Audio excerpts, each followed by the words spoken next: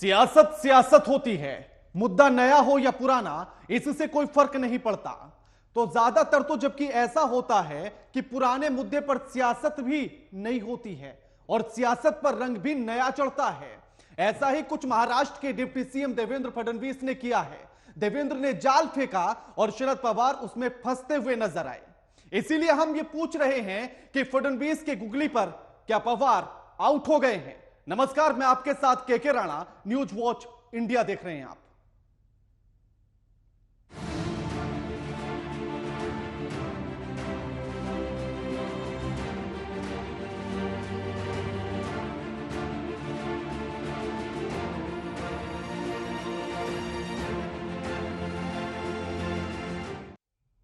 तो महाराष्ट्र में अब पुरानी बात पर नई सियासत छिड़ चुकी है। बात 2019 की है, महाराष्ट्र विधानसभा चुनाव के बाद की, जिस पर महाराष्ट्र के डिप्टी सीएम देवेंद्र फडणवीस ने ताजा बयान दिया और पुरानी बात को सियासत का मुद्दा भी ताजा बना दिया है। और उन्होंने कहा कि 2019 में सरकार बनाने पर एनसीपी से चर्चा हुई थी, यानी कि एनपीसी से चर्चा हुई थी और तैश में आकर शरद पवार ने भी पलटवार कर दिया और फडणवीस की बात पर हामी भी बढ़ दी है। जिसके बाद सवाल उठ रहे हैं। सवाल यह है कि शरद पवार 2019 में क्या दोनों हाथों में लड्डू रखने की नीति पर काम कर रहे थे। सवाल यह भी कि क्या अजीत पवार का 2019 में बीजेपी के साथ हाथ मिलाने के बाद शपथ ग्रहण करना शरद पवार के इशारे पर था। ये तमाम सवाल हैं और आज इन सवालों पर हम चर्चा करेंगे। हमारे साथ मेहमान भी जुड़ेंगे, लेकिन उससे पहले पूरे माजरे को समझने के लिए रिपोर्ट देखिए।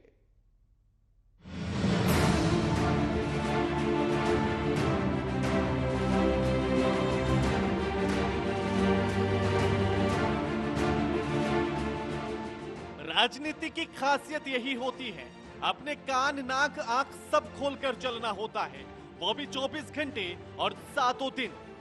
जरा सी भी चूक हुई तो अर्श से फर्श पर आने में समय नहीं लगता। वाले शरद पवार राजनीति के चाणक्य कहे जाते हैं।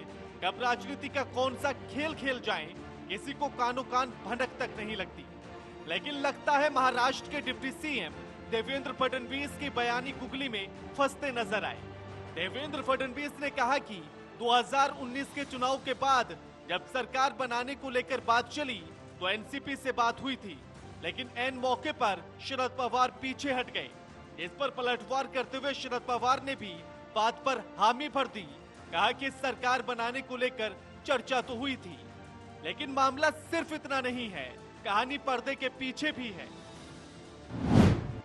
महाराष्ट्र का सियासी मुद्दा। 2019 में महाराष्ट्र में चुनाव हुआ। पूर्ण बहुमत के आंकड़े से सभी पार्टी दूर। शिवसेना ने कांग्रेस एनसीपी से सरकार बनाने पर चर्चा की। बीजेपी ने दूसरा रास्ता निकालने पर विचार किया।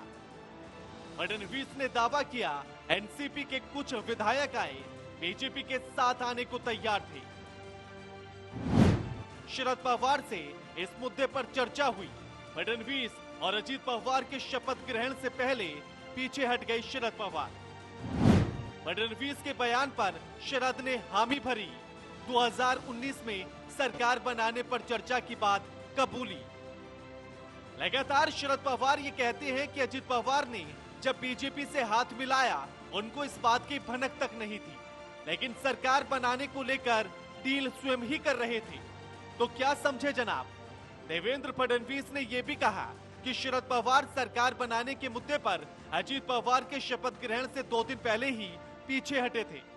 फिर हाल ही में शरद पवार ने अपनी आत्मकथा के दूसरे संस्करण लोक माझे सांगाती में उद्धव ठाकरे पर लिखा है कि उद्धव ठाकरे में अनुभवहीनता रही, साथ ही और उनको राजनीतिक तौर पर हर खबर पर नजर रखनी चाहिए थी। ये सरकार गिरने पर उद्धव ठाकरे को लेकर कहा है, जो वो नहीं रख पाए।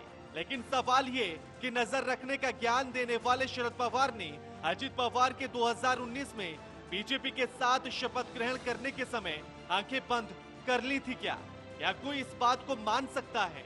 Bureau report, news Watch India.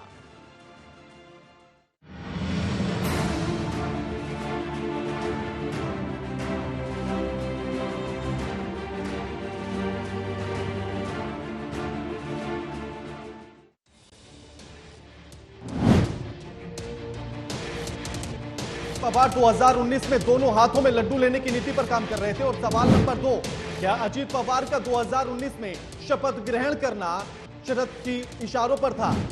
सवाल नंबर 3, क्या शरद की पावर नीति से ही उद्धव ठाकरे की सरकार गिरी है? सवाल नंबर 4, क्या बीजेपी से हाथ मिला सकते हैं शरद पवार? और सवाल नंबर 5, संजय राउत का दावा कि शरद पवार किसी भी कीमत पर बीजेपी से हाथ नहीं मिलाएंगे, क्या यह दावा हवा हवाई है?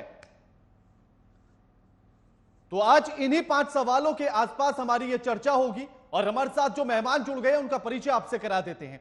हमारे साथ उषा वाजपेयी जुड़ गई है जो नेता है बीजेपी की, फहमीदा हसन खान है जो नेता है एनसीपी के, और कुलदीप तिवारी जो नेता है शिवसेना के उद्धव ठाकरे गुट से। आप तीनों का स्वागत है न्यूज वॉच इंडिया पर।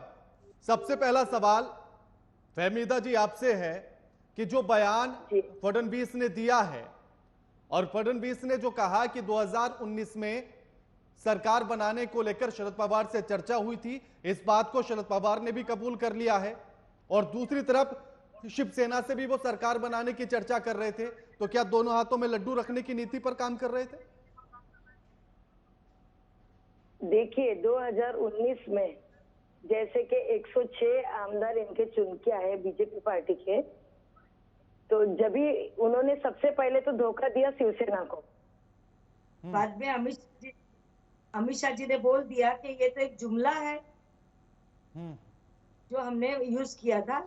अगर बीजेपी जब भी ही शिवसेना को साथ में लेके समझौता करके, जैसे अभी शिंदे गुट को तोड़ के समझौता करके सरकार बनाई है, वैसे ही अगर 2.5 साल उद्धव ठाकरे जी को और 2.5 साल खुद रखते थे देवेंद्र फडणवीस जी, तो आज भी मुख्यमंत्री होते थे, उप मुख्यमंत्री नहीं होते थे। रहा सवाल दूसरा के पवार साहब ने उनको कहा था, तो पवार साहब ने बातचीत की थी, लेकिन जो अजीत पवार जी है, दादा है, दादा के साथ जब शपथ ग्रहण विधि हुई, वो बात उनको पता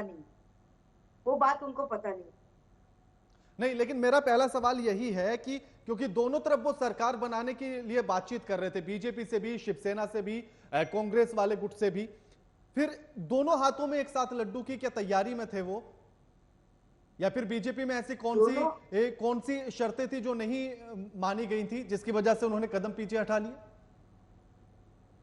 आज पूरी दुनिया शरद पवार जी को जिस नाम से जानती है, वो नाम है कि चाणक्य और दूसरा है कि गेम चेंजर।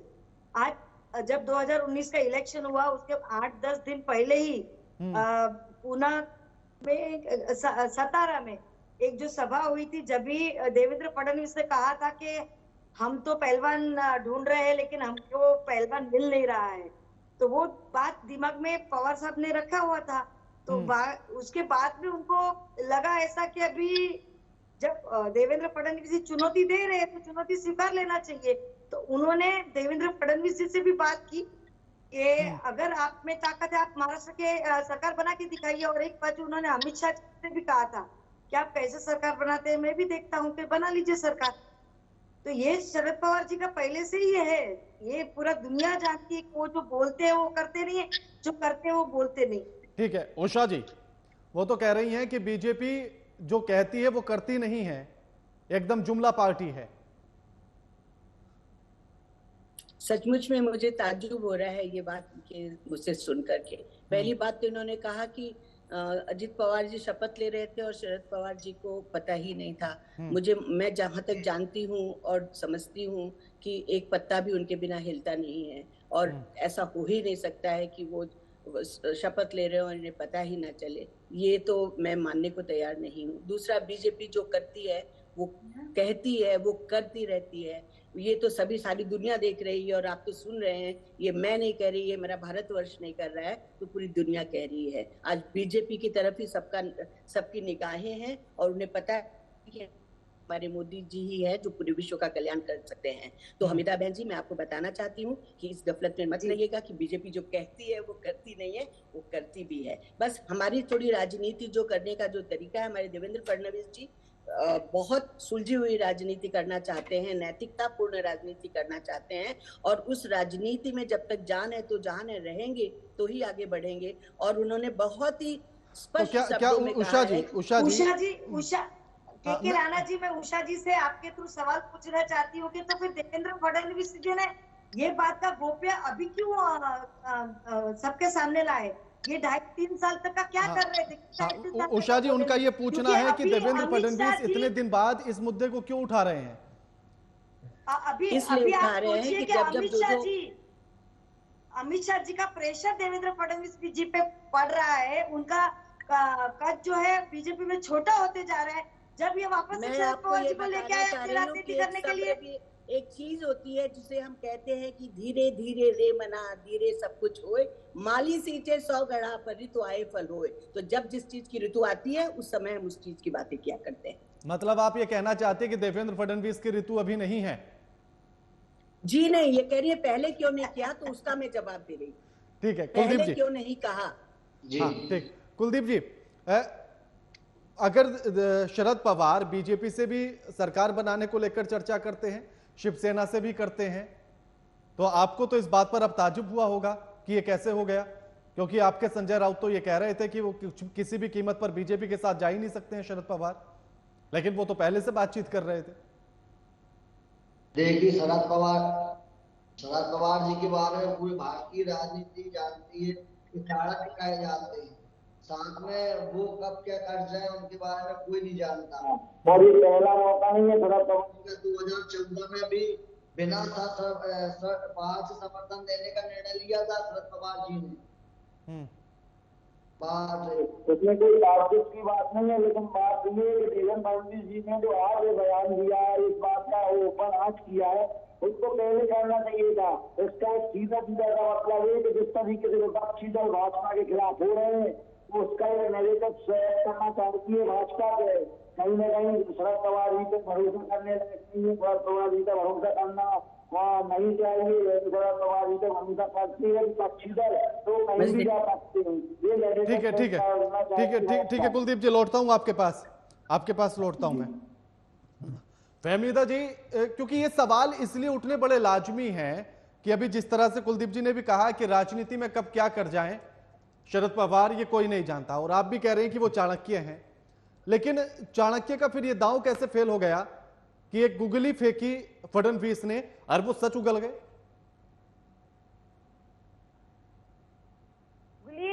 अभी आप कह रहे हैं कि फडणवीस जी ने गुगली फेंकी, पवार साहब कह रहे हैं गुगली मैंने फेंकी और वो आउट हो गए।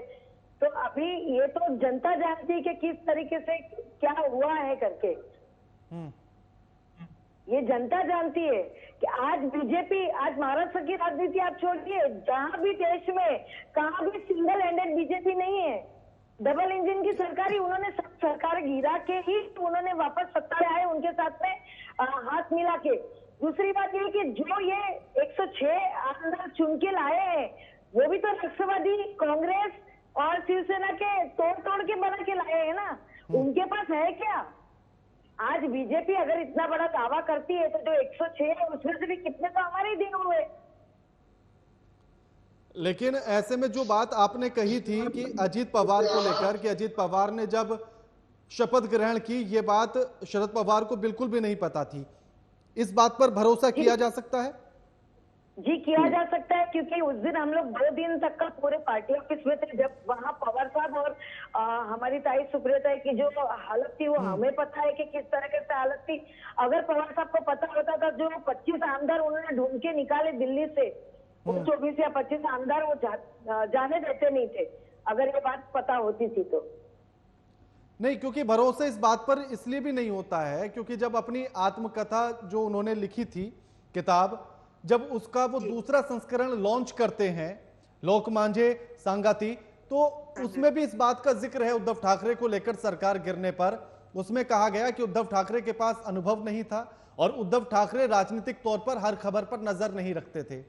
और फिर शरद पवार तो चाणक्य कहे जाते हैं, तो वो तो नजर रखते ही होंगे, फिर इस बात पर कैसे यकीन किया जाए कि उनकी नजर नहीं पड़ी होगी इस बात पर?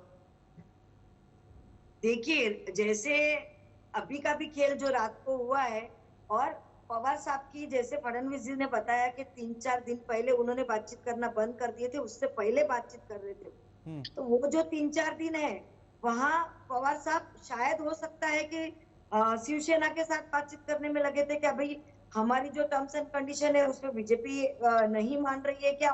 पहली बात तो ये है कि हम लोग को इतना कॉन्फिडेंस है कि पवार साहब अपने जीते जीते बीजेपी के साथ कभी नहीं जाएंगे, नहीं तो आज दिन तक का तो वो कभी से पहले भी एक बार यही बातें तो फहमीदा जी बड़ी अजीब लगती। लगती हैं। एक तरफ दावा होता है कि बीजेपी के साथ नहीं जाएंगे, दूसरी तरफ वो कहते हैं कि यहाँ सरकार बनाने को लेकर हमारी चर्चा हुई थी 2019 में। तो दोनों बातों में विरोधाभास है। देखिए, वही पवार साहब ने कहा कि गुगली मैंने फेंकी और फडणवीस जी उसमें अटक गए और आउट हो गए।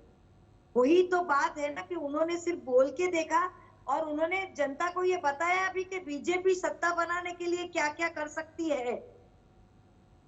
यही उन्होंने अब ये मुझसे कहा कि गुगली मैंने फेंकी। गुगली किसने फेंकी, गुगली किसने फेंकी, इस बात को तय कैसे किया जाए? क्योंकि पहले बयान फडणवीस का आता है और उसके बाद उसी बात को कबूल कर लेते हैं शरद पवार। तो गुगली किसने फेंकी, विकेट किसका गिरा, आउट कौन हुआ, ये तय कैसे किया जाएगा? राणा जी, मेरी एक बात को बहुत गौर से ध्यान दीजिएगा। कोई भी गुगली फेंके, ये जनता भारतवर्ष की सब समझती है, सारे गेम के नियम भी समझती है, इसके रूल भी समझती है और फेंकने का मकसद भी समझती है। तो ये तो गुगली इसने फेंकी, गुगली उसने फेंकी, ये सब चीजें जो है ना अमिता बहन, ये भी ध्यान में रखिएगा कि ऐसा होता और गुगली की बात होती तो फडणवीस जी ने बहुत क्लियर किया था और 2020 में भी उन्होंने किया था। देश की जनता अभी लॉलीपॉप और उससे नहीं होती है। पहली बात तो ये कि अभी जो आपको उत्तर प्रदेश में लेकर चलता है बहुत दूर है, अभी आपके लिए मैं दिखाती हूँ देश की जनता क्या कर रही है और कैसा है बीजेपी को, तो वो देश द्रोही हो जाता है। ठीक है, मैं लौटता हूँ कुलदीप जी से। हाँ ठीक है, कुलदीप जी, क्या शरद पवार की नीतियों की वजह से ही उद्धव ठाकरे की सरकार गिरी है, यूं कहा जाए? शरद पवार जी की नीतियों की वजह से सरकार जो ईडी सीबीआई का डर दिखाया गया, भाजपा वो शिवसेना के जो विधायक थे, शिंदे जी के जो साथ में रहने वाले जोशी जी हैं, जोशी जी के खिलाफ वारंट निकल गया था, जोशी जी महीनों से गायब थे, तो सबने अपने आप को बचना चाहा और साथ में महत्वाकांक्षा थी। जिस तरीके से इनका शिंदे जी को लगता था कि मुझे कहीं ना कहीं मुख्यमंत्री बनाया जाए और नहीं बनाया जाए तो कम से कम हम सीबीआई से बच जाएंगे, ईडी से बच जाएंगे, ये डर जब उनको लगा तो फिर वो भाजपा में चले गए। नहीं, क्योंकि सवाल मेरा इसलिए भी है, क्योंकि ये सवाल मेरा इसलिए भी है कुलदीप जी, क्योंकि कुछ खबरें ऐसी भी निकलकर सामने आई थी कि शिवसेना से इस बात पर डील हुई शरद पवार की कि अगले चुनाव में सुप्रिया सुले को मुख्यमंत्री बनाया जाए और आदित्य ठाकरे को डिप्टी सीएम बनाया जाए, जिस पर शिवसेना के जो विधायक थे वो बगावत पर उतर आए थे और उसके बाद ही ये बगावत देखने के लिए मिली थी जो फिर सरकार गिरी है। तो क्या इस डील का असर था वो, इसलिए मेरा ये सवाल था। नहीं, इस डील के बारे में तो मुझे नॉलेज नहीं है, लेकिन ये बात जब कहीं न कहीं से जो ये बगावत हुई है 2 दिन पहले ये बात पता चली थी। कहीं न कहीं उद्धव जी के कानों में खबर पहुंची, उद्धव जी ने शिंदे जी को बुलाया, शिंदे जी से बात की, शिंदे जी से बोला कि मेरे को ये सुनाई दे रहा है आपकी ऐसी बात है, तो शिंदे जी ने माफी मांगी। रात में रश्मि ताई भी वहीं पे थी, रश्मि ताई के इन्होंने पैर छुए कि ताई आपको हम पे भरोसा नहीं है, आप मेरे को ऐसा समझ रहे, यहाँ पे रोने लगे, इन्होंने हाथ जोड़ के माफी मांगी और उसके बाद दूसरे दिन शाम को ये लोग चले गए। ठीक है, फहमीदा जी, एनसीपी की तरफ से सुप्रिया सुले को मुख्यमंत्री चेहरा बनाना चाहते हैं या फिर अजित पवार को? देखिए, हमारे एनसीपी के अंदर जो भी है वो अभी तक सुप्रीमो हमारे शरद पवार जी के जो निर्णय रहते हैं वही आखिरी निर्णय रहता है। और पहले से ताई हमेशा बोलती आई है कि जो ताई है वो दिल्ली की राजनीति में इंटरेस्टेड है, वो जो है वो मना कर रहे हैं। और अजीत दादा जो है वो सीएम के लिए अभी पवार सब तय करेंगे कि दोनों में से किसको वो बनाना है। आप जब एक सवाल पूछा आपने कि शिंदे गढ़ के लिए, लेकिन जब शिंदे जी उधर गए, जब भी शिंदे जी को बोला था उद्धव ठाकरे जी ने बुला के अपने घर पे कि 2.5 साल जैसे हम बीजेपी से मांग रहे थे, 2.5 साल आप मुख्यमंत्री बनो, लेकिन आप 40 आमदार तोड़ने का काम नहीं करना, ये ऑफर तो उद्धव ठाकरे जी ने भी शिंदे जी को दिया था। फिर इसमें एनसीपी कहाँ बीच में आ रही? नहीं, एनसीपी नहीं, क्योंकि सवाल इसलिए था कि जो खबरें निकलकर सामने आई थी तो डील ये भी थी कि सुप्रिया सुले को मुख्यमंत्री बनाया जाएगा और आदित्य ठाकरे को डिप्टी सीएम। तो क्या ये उसी डील का असर तो नहीं था? नहीं, उसी डील का असर नहीं था। जिस तरीके से हमारे भाई ने कहा कि सीबीआई और ईडी जैसे इन लोग पीछे लगा देते, जो भी बीजेपी की बात नहीं मानता है तो वहां ये ईडी और सीबीआई को पीछे लगा देते। मुझे आप बताइए कि बीजेपी में देवेंद्र फडणवीस जी के ऊपर कितने सारे घोटालों का आरोप है, कितने अभी उन्होंने जितने। ठीक है उषा जी, उनका कहना है कि सिर्फ सरकार गिरने का कारण आप इसीलिए थे क्योंकि ईडी सीबीआई आप पीछे लगा देते हैं, तो डर दिखाते हैं आप। क्या जितनी संपत्ति है ईडी सीबीआई क्यों लगाई जाएगी भाई? जब तक आप करप्शन नहीं करोगे, जब तक आपको भ्रष्टाचार का आरोप नहीं होगा तो ईडी सीबीआई क्यों लगाई जाएगी? जरूर उसके पीछे कोई कारण होता है, पूरा वजह होती है और वजह के बाद ईडी और सीबीआई। तो उषा जी, क्या आप ये मानती हैं कि जो करप्शन करते हैं ईडी और सीबीआई सिर्फ उन्हीं के पीछे लगाई जाती है? हाँ बिल्कुल, और क्या। तो बीजेपी में कोई ऐसा नेता नहीं है जिसके पीछे ईडी सीबीआई लगाई जाए या जिसकी जांच कराई जाए? येदियुरप्पा जी के साथ में क्या किया आपने? सारी जांचें खत्म कर दी, अजीत दादा के खिलाफ चक्की पीसिंग बीजेपी एक ऐसी पार्टी है जहाँ पे जब 80 घंटे की सरकार बनी तो सारे वो हट गए। 80 घंटे में कुलदीप जी मैं ले रहा हूँ सवाल, आप ही का सवाल मैं ले रहा हूँ कुलदीप जी। उषा जी मैं आपसे ये पूछना चाहती हूँ कि जब वो मुख्यमंत्री बन गए उसके बाद में वो ईडी और सीबीआई क्यों जाती है? क्यों उन्हें अंदर जेल में नहीं डालते? आरोप तो आपने सिद्ध कर चुके हैं ना, 40 के 40 आमदारों को आपने जेल के अंदर क्यों नहीं डाला? क्यों मंत्रिमंडल में क्यों समावेश किया करवाया आपने? मुझसे पूछ रही है? हाँ, आप ही से सवाल था ये। क्या कह रही है? मेरे बहुत आवाज में ब्रेक हो रहा है। 40 के 40 आमदार उनका ये कहना है कि जो टूटकर शिवसेना से आपकी तरफ गए, जिनके साथ आपने सरकार बनाई, उन पर भी भ्रष्टाचार के आरोप थे, ये बातें आप ही की तरफ से कही गई थी, फिर अब उनकी जांच क्यों नहीं हो रही है? अरे भाई, सबकी जांच होगी जब समय आएगा, मैंने पहले भी कहा है आपको। और ये जो है राजनीति में कि ये गठबंधन भ्रष्ट मुख्यमंत्री कैसे क्योंकि शिवेंदु अधिकारी को लेकर आपकी सरकार पूरा कैंपेन चलाती है। मुख्यमंत्री आप कह रहे हैं। उषा जी, हाँ, एक एक करके बात करेंगे, मैं सवाल ले रहा हूँ। उषा जी, शुभेंदु अधिकारी को लेकर आप पूरा चुनाव पश्चिम बंगाल में लड़ते हैं, उन्हें भ्रष्टाचारी कहते हुए, उसके बाद जब वो आपकी पार्टी में आ जाते हैं तो कोई उनकी जांच नहीं होती, कोई भ्रष्टाचार पर बात नहीं होती। हेमंत बिस्वा को लेकर इसी तरह की चीजें बीजेपी के नेता कहते हैं, प्रधानमंत्री कहते हैं, और जब वो आपकी पार्टी में आ जाते हैं तो उन्हें मुख्यमंत्री बना देते हैं। विपक्ष लगातार ये सवाल पूछ रहा है। जब वो भ्रष्ट उनकी पार्टी कहा करती थी तो उसने क्यों नहीं ईडी और सीबीआई उनके ऊपर लगाई थी? जब तो आपने तो चुनाव भी उनके नाम पर लड़ा था। बीजेपी लगाती है, बीजेपी एक वॉशिंग मशीन है, दोहरी चाल नहीं चलेगी। ये करना है तो आप आपकी पार्टी में रहते हुए करिए ना। अब जब ये बीजेपी में आ जाते हैं तो भ्रष्ट हो जाते हैं, और आप यहाँ रहते हैं तो दूध के धुले रहते हैं। ये कहाँ की राजनीति, कहाँ की बातें कर रही हैं आप? आपकी पार्टी से आए ना, आप ही जानती होंगी। ठीक है फहमीदा जी, ठीक है फहमीदा जी, आपसे सवाल है मेरा। फहमीदा जी, क्या आगे कोई ऐसी संभावनाएं बनती हुई नजर आती हैं कि एनसीपी और बीजेपी एक साथ आ जाए? देखिए, जब तक हम शरद पवार जी को जानते हैं, मेरे को इतने साल से हुआ उनके साथ काम करते हुए, लेकिन जब तक मैं जानती हूँ वो कभी भी बीजेपी के साथ नहीं जाएंगे। उन्होंने एक ही बार हाँ बोला था जब के अपने नितिन गडकरी जी जो उनके खास मित्र है, उनको अगर पीएम पद देने वाले होते थे बीजेपी में तो उन्होंने बोला था कि मैं साथ में जाऊंगा। फहमीदा जी, मेरा सवाल इसलिए है ये क्योंकि जब हिडनबर्ग मामले की जांच को लेकर कमेटी बनाने की बात होती है तो उसको वो कहते हैं कि इसकी कोई जरूरत नहीं है, इसका औचित्य क्या है इस जांच का। फिर उसके बाद शरद पवार गौतम अडानी के साथ घंटों तक बंद कमरे में बातचीत करते हैं, तो फिर कुछ ना कुछ तो लगता है ना इसके पीछे की कहानी। देखिए, गौतम अडानी जी आज एक बिजनेसमैन है, और मैं और आप ये बता नहीं सकते ना, जनता बता सकती है कि वो जो बंद कमरे में बात हुई किसके क्या टॉपिक के ऊपर हुई है।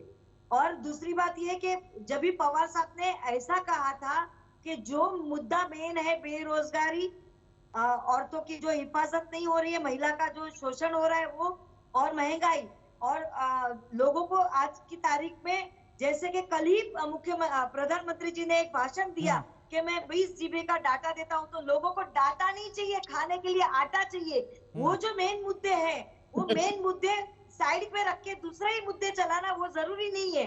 इसीलिए क्योंकि पवार साहब ने कहा कि जो अभी 330 खासदार उनके बैठे हैं, अगर उसके ऊपर कमेटी चलती है तो उसमें से उन्हीं के लोग पद पे बैठेंगे। तो तुम अगर मांग कर रहे तो उससे कोई जांच का कोई फायदा नहीं होगा। इसी वजह से पवार साहब जी ने मना किया। ठीक है कुलदीप जी, क्या लगता है कि शरद पवार आगे भी साथ रहेंगे या रास्ते अलग अलग भी हो सकते हैं, क्योंकि तमाम मुद्दे तो ऐसे हैं जिन पर सहमति ही नहीं बनती है आप लोगों की?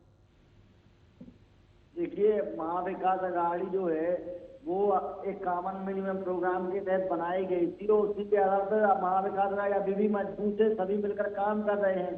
लेकिन कुछ मुद्दे ऐसे होते हैं जिसपे अभी जैसे यूसीसी है, इससे शिवसेना का स्टैंड अलग है, एनसीपी का स्टैंड अलग है। तो जहाँ पे हमें लगता है, देखिए शिवसेना का मुख्य एजेंडा हिंदुत्व है, हम हिंदुत्व को नहीं छोड़ सकते हैं, तो हिंदुत्व को लेके हमारे विरोधी चल रहे हैं। बाकी महाविकास अघाड़ी का जो मुद्दा है उसको लेके जो कॉमन मिनिमम प्रोग्राम है, लोगों की सेवा करना, राज्य का विकास करना या देश का विकास करना, उसको भी हम लोग मान्य करेंगे जहाँ पे विकास की बात होगी। जी उषा जी, क्या लगता है कि आप भी लोकसभा चुनाव को लेकर नए नए साथी ढूंढने की कोशिश में तो बीजेपी लगी चुकी है, तो क्या एनसीपी से भी बात करेगी?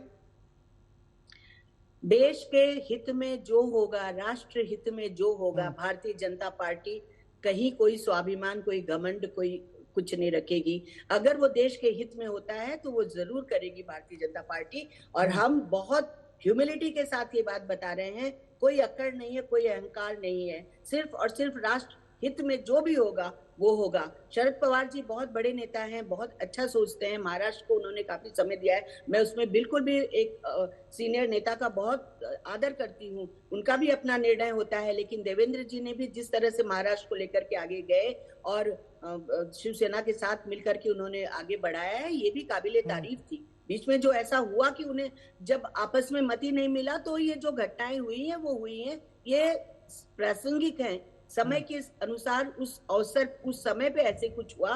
ये सारे निर्णय राजनीतिक है और देश हित में होता है। भारतीय जनता पार्टी कभी पीछे नहीं हटेगी, देश के हित में जो भी होगा उसके लिए हमेशा आगे तत्पर रहेगी।